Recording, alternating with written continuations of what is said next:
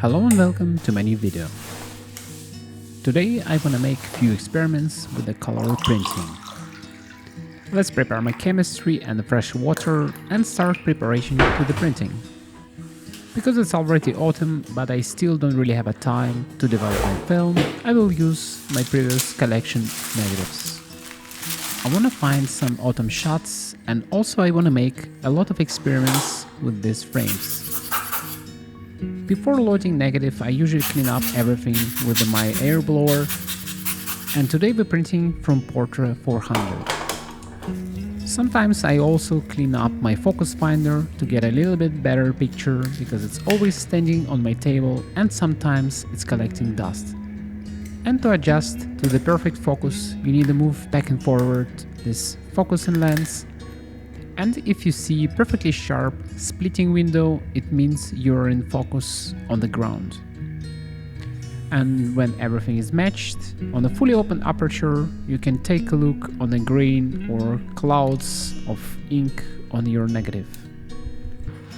They have pretty much sharp negative, and I'm still using exactly the same array for chemistry with the two bottles with the color developer and the bleach fix. Because my color analyzer not really working anymore, I will use this test printer. A lot of people asking me what is this tool and where you can buy it. Unfortunately, this is a really old tool and I found it on eBay. Just put it on eBay, darkroom test printer, and you will find a lot of different options. I use it for different stuff. I use it for exposure and I also use it for different color calibrations.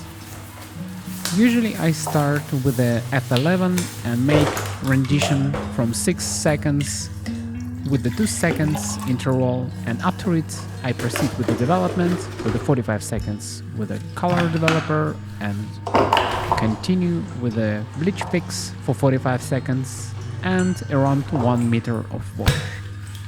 For washing at the moment I'm using tap water, which I store in 4 cylinders on the right side. But the whole procedure more or less take a few minutes to develop. And I'm collect last water what I drain from my drum to collecting bin. Because array 4 not really sensitive for temperature, so you can use a little bit higher or a little bit lower temperature and still be in more or less the same exposure range and more or less in the same values for the color. I'm using Yobo CPU too because it's convenient and I can develop everything in this tool. I cannot say I really like it, but so far it works fine.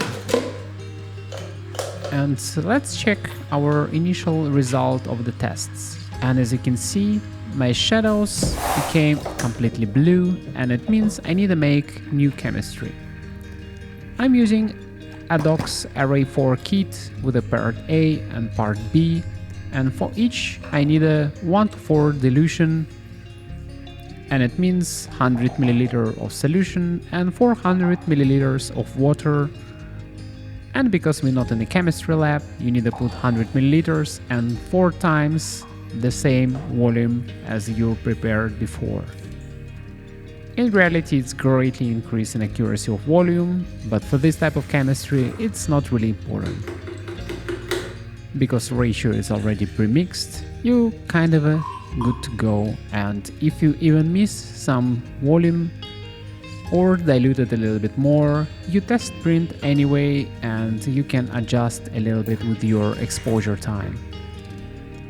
So far, I think the color photography and color printing, it's a little bit more preparation, but technically it's much easier than the black and white and you have less possibilities and options to correct anything, so it's kind of a trade back and forth between fully freedom and a little bit of stable process. Sometimes you cannot really count the ratios, for example if it's 1:20. So it's really good if you have marks on your bottles, like here 500 milliliters, and you can say, yeah, I'm quite on the spot.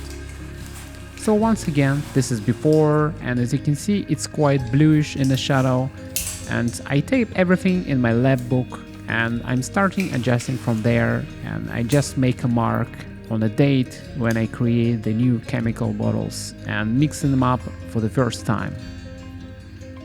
I also don't really have any more test strips for my test printer. So I need a pre-cut paper because I'm using 20 by 30 paper, and I will just make few cuts to easily fit it inside the drum. If you have a lot of experience with the printing, you can actually print all the data what you need with a test printer in one go. So how I do it, I guesstimate the initial point. So for example, I start with the exposure which I more or less know will be fine. So in my case, it's F11, 6 seconds, and I'm start with a 60-60-0 setting and trying to get my first initial print with the exposure.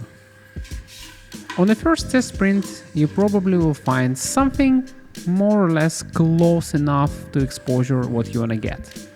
And as you can see, we don't really have any more problems with the blue color and shadows, and if you compare to test prints, it looks completely different. As a next step, I want to find more precise exposure and transfer my 6 seconds. So I print rendition of the yellow channel and different settings on a magenta channel. And because I want to find more precise exposure, I also make more precise steps in exposure, but all of my color settings was printed on 6 seconds. So as you can see from these 3 print strips which I developed in the same batch, I can decide on all 3 parameters what is important for printing of color in the darkroom.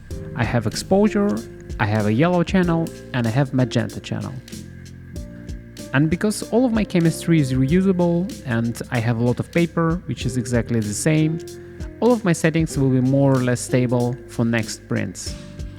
And right away I start experiment with my print. I print the normal part of this exposure on the bottom side, and on the top side I want to experiment a little bit with the blur from shake.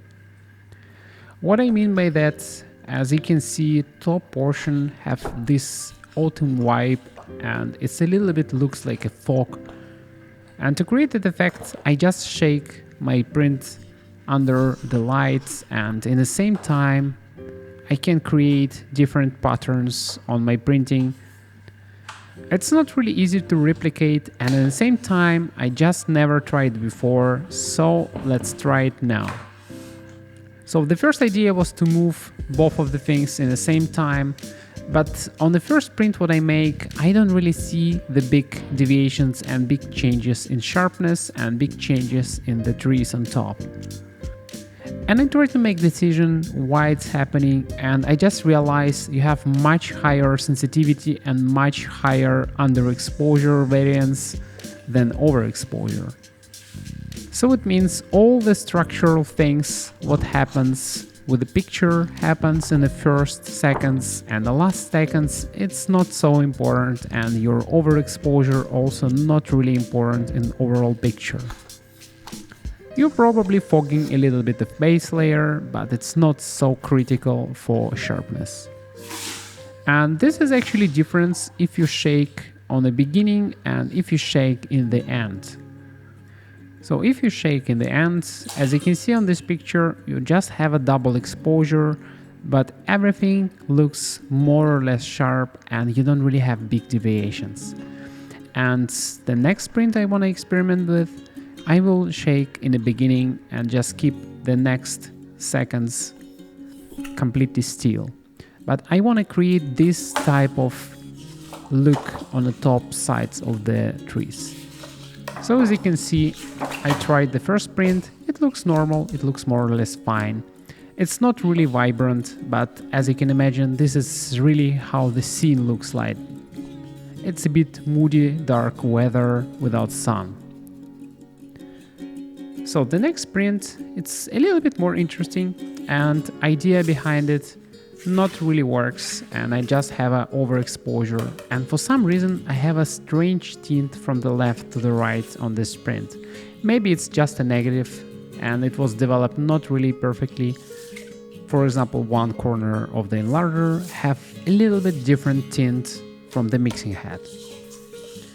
But my last result, when I shake everything in the beginning, looks a little bit strange, and at the same time I really like it.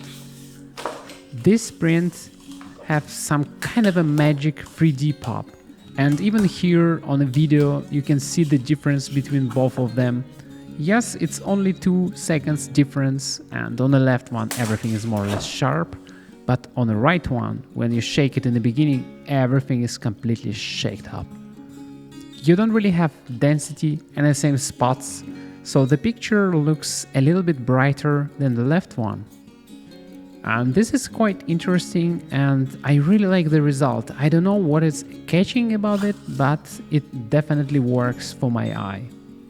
And I can say I created from completely boring picture something interesting and something catchy, and you're trying to always look in this picture and try to understand what is actually happening on top. It looks a little bit surreal, and this loss of details also looks quite nice and quite funny. And you can create a little bit abstract fine art prints like this, but I'm still seeking for this effect on the trees. Maybe next time, in the next videos, I will remake it. So thank you for watching, and see you in the next videos. Bye.